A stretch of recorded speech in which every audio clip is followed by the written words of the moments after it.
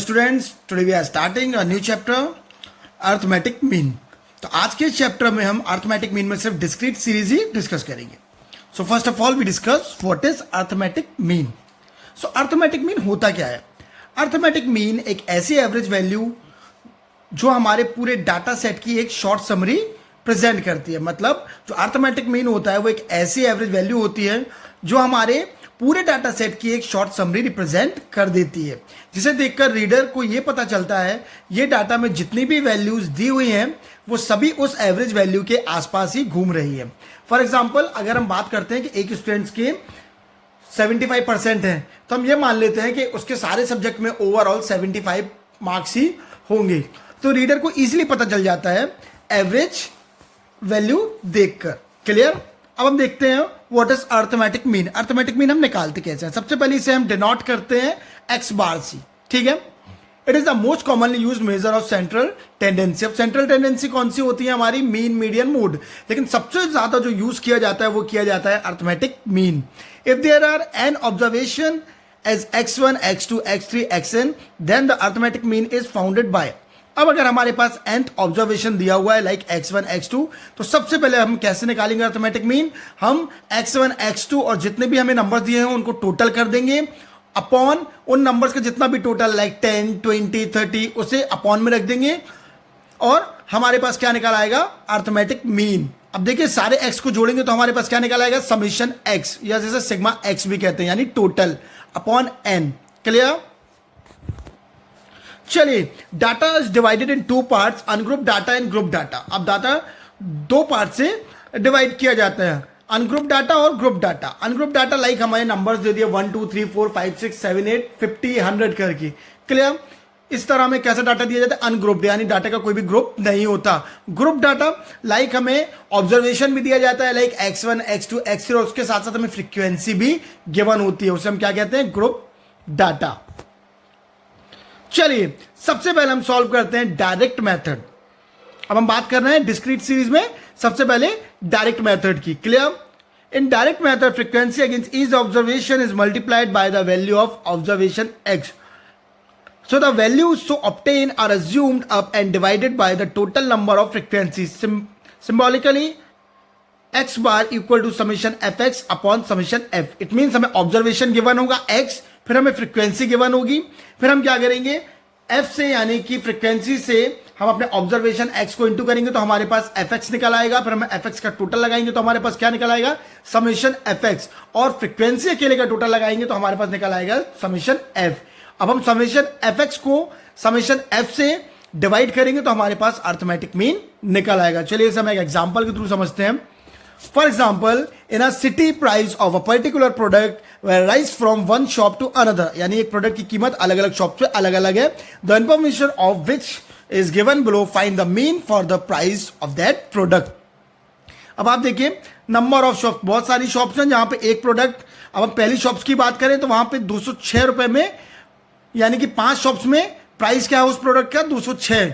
8 shop में 212 price है, 9 shop में 218, 14 शॉप्स में 220, 3 शॉप्स में 224 और एक शॉप में 230 पे भी वो प्रोडक्ट मिलता है। क्लियर? अब सबसे पहले जो हमारा प्राइस है वो हमारी ऑब्जर्वेशन है, यानी x। हमने देखिए x में लिख दिया 206, 212, 218, 220 अप टू 230। फ्रीक्वेंसी में हमने लिख दिया नंबर ऑफ शॉप्स 5, 8, 9, 14, 3, 1। जब हम फ्रीक्वेंसी का टोटल लगाएंगे तो हमारे पास क्या निकलेगा? Summation f equal to 40। fx कैसे निकालेंगे? आप फ्रीक्वेंसी को ऑब्जर्वेशन से इंटू कर दीजिए तो देखिए 1030, 1969, 1962 अप टू 230।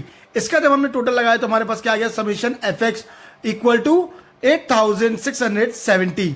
अब देखिए हमें ऑलरेडी मीन का फॉर्मूला पता है, तो फॉर्मूला क्या है? Summation fx upon summation f, दोनों ही हमारे पास अवेलेबल है।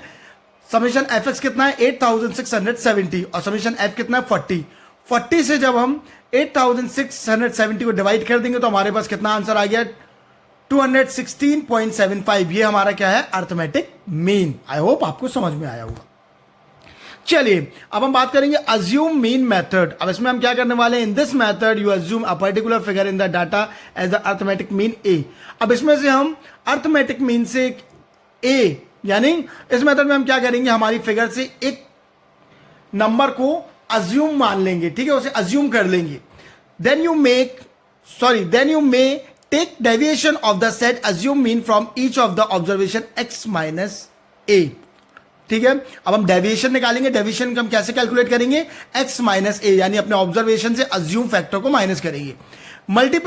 Multiply each deviation by the frequency F D. Clear. अब हम f से d को इंटू करेंगे तो हमारे पास क्या आ जाएगा, F D. Take the sum of F D. अब हम एफ डी का टोटल लगाएंगे तो हमारे पास क्या आ जाएगा, summation F D. Then find out, फिर उसके बाद हम मीन फाइंड आउट. उसके बाद हम क्या फाइंड आउट करेंगे, summation F D upon summation F. Clear, हमारे पास इतना आ गया. सो फाइनली अब हमारा अर्थमेटिक मीन का फॉर्मूला क्या हो जाएगा, अज्यूम मीन मेथड में x bar equal to a plus summation F D upon summation F. इसे भी हम एक एग्जाम्पल के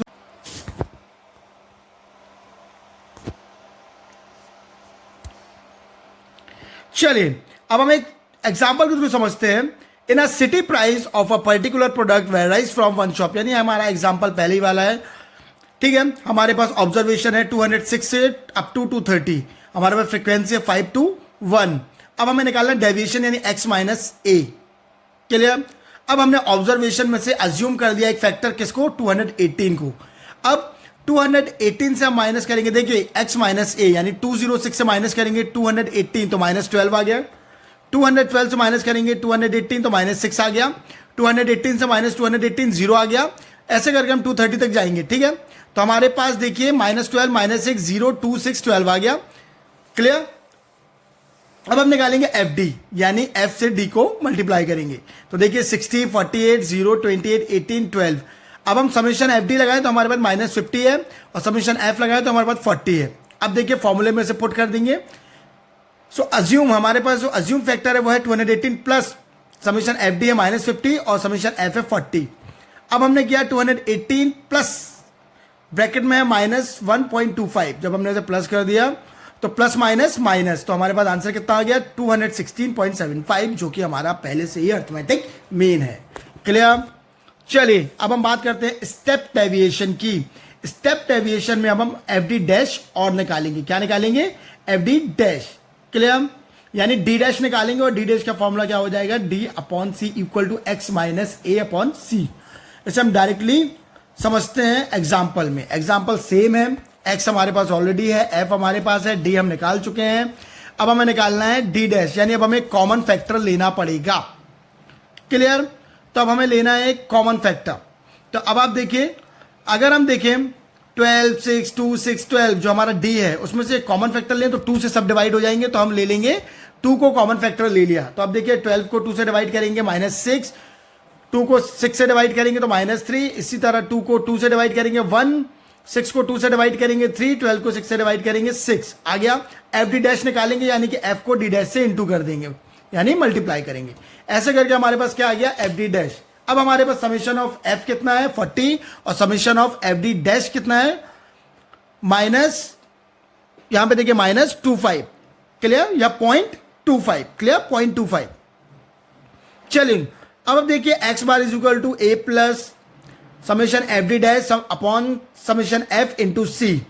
अज्यूम फैक्टर है 218 plus summation F D dash है हमारे पास minus 25 upon 40 into common factor लिया था 2. हमने इसे सॉल्व किया तो हमारे पास मीन आ गया 216.75. क्लियर. तो ये आ गया हमारा आंसर. आई होप आपको ये समझ में आया होगा. Thank you.